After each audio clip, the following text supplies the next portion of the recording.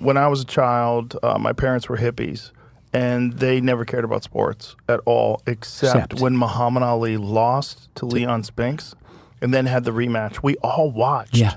I remember this, being a child, thinking how strange it was that my parents were so invested in Muhammad Ali.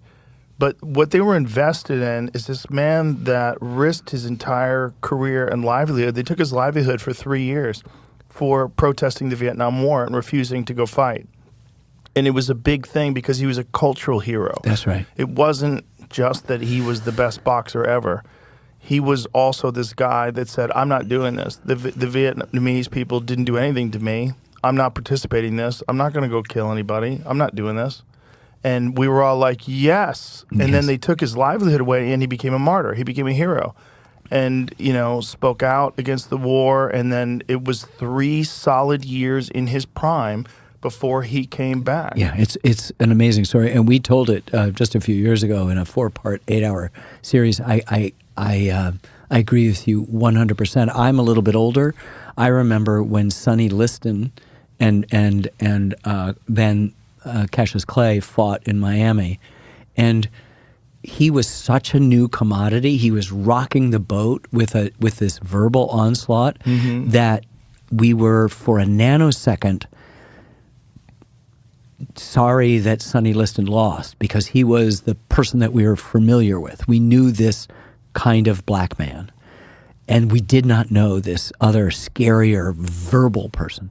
And almost instantly, and my dad was an anthropologist. I mean, this was boxing. He was not doing this thing. But from then on, we became just loyal. We watched all the stuff through the 60s and then saw his opposition into the war. And then he said, you could come and mow me down with a machine gun. I'm not going to go. And the ABC did some interviews with black soldiers in Vietnam, and they all, to a person, said, this is why I'm fighting. Wow. This is why I'm here. I'm fighting for him to say I don't want to be here. Wow. And I just thought it was great. And I also wanted to do this because people had done certain fights. People had done his fight with the government.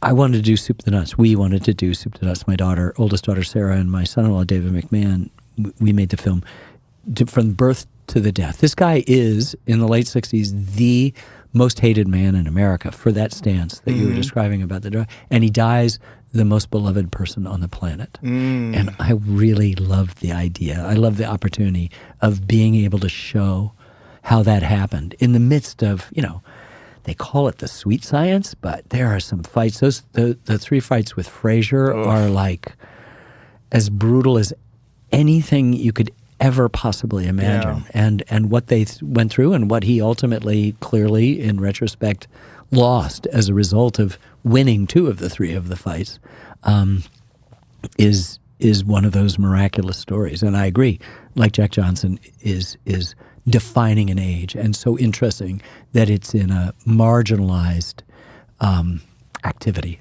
even back then, like heavyweight boxing. Well, marginalized, but still elevated. The heavyweight champion of the world was still the baddest man on the planet, and people still wanted to watch it, but it was thought to be a backroom, sort of darkly lit, dingy pursuit. You learned it in the dangerous gyms.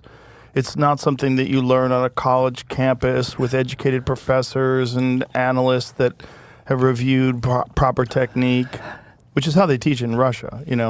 Russia has a very technical version of, and they do in America as well too now, but not back then. Now back then it was the dark, dingy gyms, mob-run businesses. The sporting world, and you were there. There were gamblers. There were women of the night. Yep. It was, money was being exchanged. A lot of mob stuff. Lots of throne fights, and it was in the interest.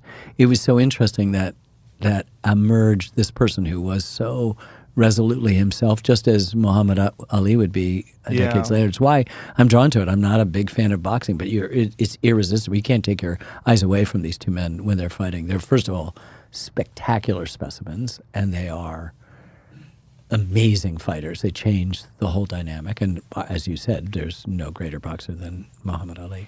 Well, the really terrible thing is Muhammad Ali's best years were taken from him. Yeah. Because if you go to 1967, I've talked about this numerous times on the podcast, when he fought Cleveland Big Cat Williams. Yeah. That fight was one of the most extraordinary performances of any heavyweight ever. Cleveland was a dangerous guy, like a vicious knockout puncher. He was a real specimen himself. Yes, he was. And Ali toyed with him. I mean, toyed with him. Just boxed his face off, knocked him out moving backwards, just picked him apart, popped him, and showed movement and speed and agility and technique that we had never seen from a heavyweight ever. He was the greatest. The greatest. The greatest. And then 3 solid years But here's inactivity. my take. Yeah, I think this is what makes him so great.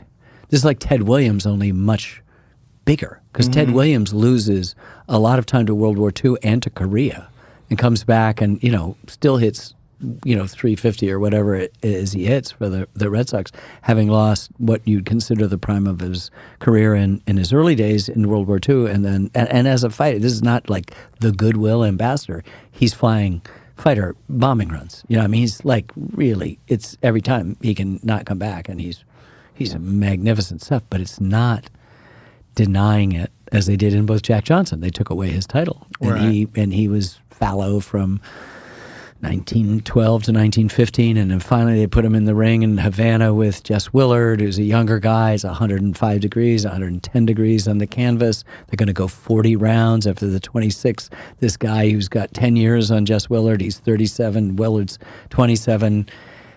Willard finally gets in a thing, and it's like, oh, thank God. And they would not let another black man fight for a heavyweight champion until he was not Jack Johnson. That is to say, until he was Joe Louis, light-skinned, couldn't be seen with a white woman, couldn't smile at his victories. And Louis agreed to all of this. It was the unspoken, unwritten rule that you couldn't be an in-your-face black man. And that sort of obtained for a couple of decades. And then Ali came and he said, Broke the mold. Broke the mold. And essentially, basically, they used to say when he was training, Ali was training, there'd be ghost in the house. Ghost in the house. And that meant that Jack Johnson was there. Oh, wow. And that Ali had to be that much better. Wow. Ghost in the house. Wow. The Ali of 3 years later was a completely different fighter, unfortunately. Physically, he didn't look the same because he didn't train for 3 years. He didn't do anything, and he lost everything. I mean, he still was one of the greatest. I mean, still was able to beat Joe Louis, still was able to beat George Foreman. But he is a different fighter. He didn't move the same way. Nope. He didn't have the same physical build. He didn't look as good. He'd lost 3 solid years in his prime of training.